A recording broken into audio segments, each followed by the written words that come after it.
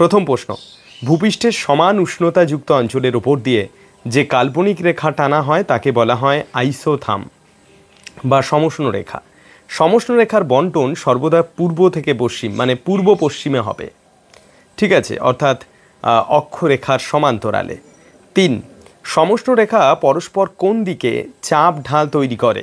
উত্তর দক্ষিণে। আমরা যদি চাপ ঢাল দেখি ব্যাপারটা বুঝতে হবে, অর্থাৎ সমষ্ণ রেখার বন্টন সেটা অবশ্যই মানে পূর্ব পশ্চিমে হবে, পূর্ব পশ্চিমে বিন্যস্ত, অর্থাৎ নিরক্ষরেখা বা অক্ষরেখার সমান্তরালে। এবার যদি আমরা দেখি যে এই পূর্ব পশ্চিমে বিন্যস্ত সমষ্ণ রেখার উষ্ণতার হেরফেরটা হবে ক্রমশ মেরুর দিকে যত যাব আমরা তত। তাই জন্য চাপ ঢাল অর্থাৎ দুটো স্থানের মধ্যে উষ্ণতার তারতম্যজনিত কারণে যে চাপের পার্থক্য হয়, সেই পার্থক্যের ফলস্বরূপ আমরা প্রেশার গ্রেডিয়েন্ট যে স্লোপ, সেই স্লোপ পাই। সেই স্লোপ কিন্তু তৈরি হবে উত্তর দক্ষিণে। তাই জন্য বায়ু প্রবাহ সর্বদা উত্তর দক্ষিণে হবে। এবং অবশ্যই বায়ু প্রবাহের ক্ষেত্রে আমরা দেখি যে সেটা কোরিওলিস ফোর্সের কারণে বেশ খানিকটা এঁকে বেঁকে বাহিত হয়। ওকে, নেক্সট 4, নিচের কোন অঞ্চলে সমষ্ণ রেখাগুলি পরস্পর দূরে অবস্থান করে?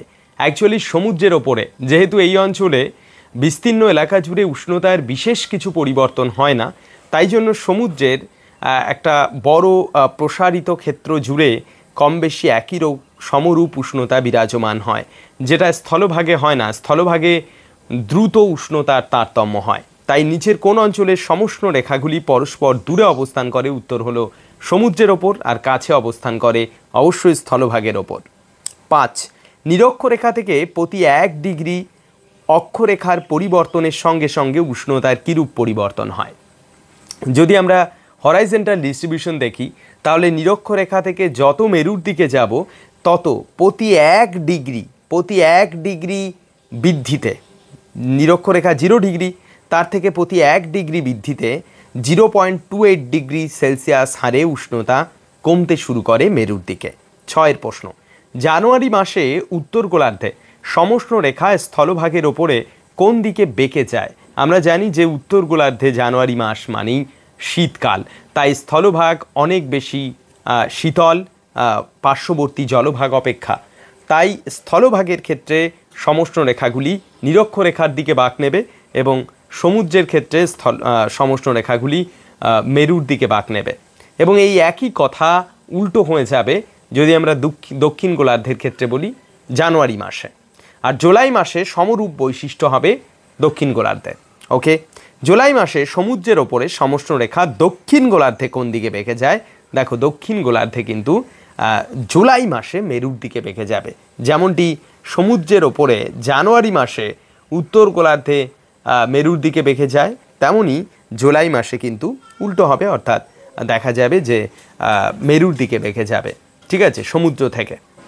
বেসিক্যালি অবস্থান করে ভৌগোলিক যে আমাদের এক্স্যাক্ট যেটা ইকুয়েটর রয়েছে তার উত্তরে, ঠিক আছে, অর্থাৎ নিরক্ষরেখার উত্তরে অবস্থান করবে এই হিট ইকুয়েটর। কারণ আমরা জানি উত্তর গোলার্ধে অপেক্ষাকৃত উষ্ণতা বেশি দক্ষিণ গোলার্ধ অপেক্ষা, আর তার কারণ হলো উত্তর গোলার্ধে স্থলভাগের বন্টন ও অবস্থান অধিক। 9 প্রশ্ন, উষ্ণতার ঢাল বা টেম্পারেচার গ্রেডিয়েন্ট কোন অঞ্চলে সর্বাধিক? অবশ্যই মধ্য অক্ষাংশীয় অঞ্চলে সবচেয়ে বেশি টেম্পারেচার গ্রেডিয়েন্ট থাকে এবং সেই সঙ্গে এই চাপ ঢালেরও অবস্থান এখানে লক্ষ্য করা যায়। 10, মহাদেশের কোন পার্শ্ব অঞ্চলে উষ্ণতার ঢাল বল সর্বাধিক? মনে রাখবে, মহাদেশের পূর্বাংশে টেম্পারেচার গ্রেডিয়েন্ট সবচেয়ে বেশি হবে। মহাদেশের কোন পার্শ্বে উষ্ণতা ঢাল বল সর্বাধিক? পূর্বাংশ হবে। 11, কোন অঞ্চলের অনুভূমিক উষ্ণতার তারতম্যের কারণগুলি নিচের কোনটি? ল্যাটিটিউড হতে পারে, ওশান কারেন্ট হতে পারে, লোকাল রিলিফ হতে পারে, হাইট অ্যাবভ সি লেভেল হতে পারে, অর্থাৎ সবকটি সঠিক। 12 প্রশ্ন, হিট ইকুয়েটর এর উষ্ণতা সাধারণত কত হয়ে থাকে? সাধারণত এটি 26.7 ডিগ্রি সেলসিয়াস হয়ে থাকে হিট ইকুয়েটরের অবস্থান।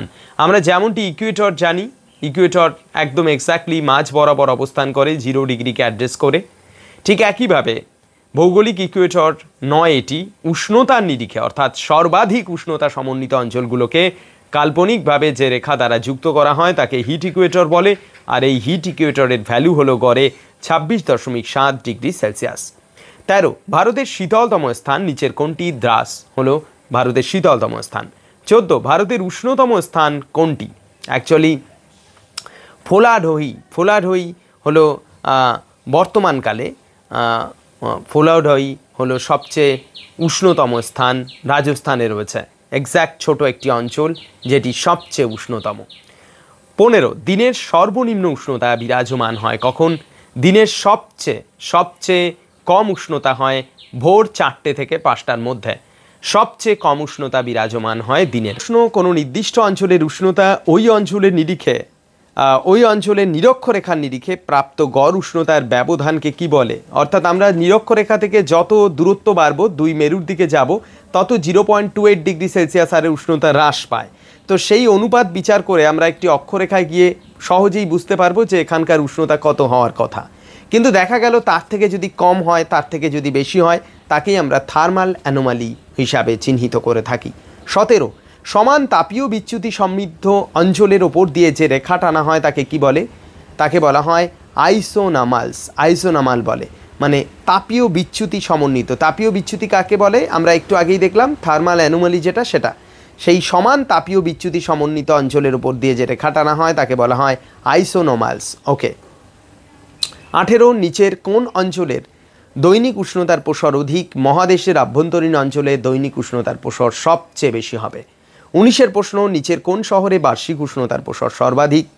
আমাদের এই শহরগুলির মধ্যে উষ্ণতার প্রসার সর্বাধিক দিল্লিতে হবে, কারণ পাটনা, ভুবনেশ্বর, আহমেদাবাদ নয়, এগুলো সমুদ্রের কাছে, দিল্লি অভ্যন্তরে অবস্থিত, তাই এখানে তাপীয় প্রসার সর্বাধিক। 20 নম্বর প্রশ্ন, নিচের কোন জলবায়ু অঞ্চলে বার্ষিক উষ্ণতার প্রসার কম? নিরক্ষীয় অঞ্চলে বার্ষিক উষ্ণতার প্রসার ভীষণ কম, সারা বছর প্রায় একই রকম থাকে। তো এই ছিল 20টি প্রশ্ন যেগুলো আমরা ইউটিউবে এক্সপোজ করলাম। আমাদের মূল ক্লাসরুমে 60টি প্রশ্ন দিয়ে সাজানো হয়েছে এই পরীক্ষা, এবং তার একটা অংশ বাংলায়, তার একটা অংশ ইংরেজিতে, যাতে করে এই একই পরীক্ষা থেকে কেউ যেমন স্কুল সার্ভিস লেভেলের প্রস্তুতি নিতে পারে, তেমনই নেট সেটের প্রিপারেশনকে ফুলফিল করতে পারে। তাই জন্য একটা পরীক্ষা আমাদের এমনভাবে সাজানো যে সেই পরীক্ষা থেকে সেই পার্টিকুলার টপিকের সমস্ত প্রশ্ন সে পেয়ে যাবে। এই রকমভাবেই বিভিন্ন ক্লাস নিয়ে অবশ্যই ইউটিউবে দেখা হবে, এবং আমাদের পেইড ক্লাসরুমে যেমন চলছে কোর্স তেমন চলবে। দেখা হচ্ছে পরের কোনো ভিডিওতে। টাটা।